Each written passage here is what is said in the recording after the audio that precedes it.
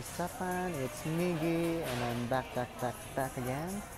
And I have another photo shoot today. So my cosplay is obvious.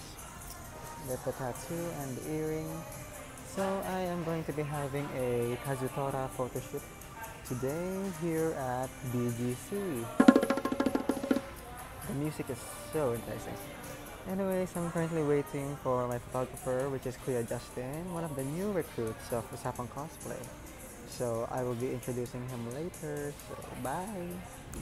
Hey, what's up mga kausapan? Ito ngayon ako, nasa BGC. Ayan, so it's photoshoot day for my Kazutora. And with me today is one of our new recruits sa UCPH is Kuya Justin. Say hi! So ito ang photog ko ngayon. So siya ang photog ko ngayong araw na to. Talaga ako sanay mag-ano sa camera. Okay lang yan, Diyos ko, wala naman ano sa amin. So ayun, we are roaming around the streets of BGC para lang sa photoshoot. Kung ano man yung output, maganda yan. Let's go!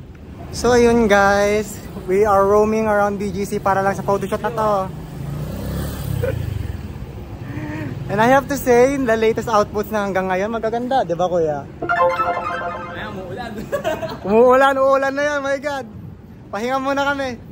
So ayun guys, yung photographer ko, kasi may kasabay kami dito nagpa-photoshoot. Ayun, tinuturuan niya ng magandang skills. Diba? Napaka-supportive ni kuya. Uulan. Stranded lang yan. Hindi ko na alam.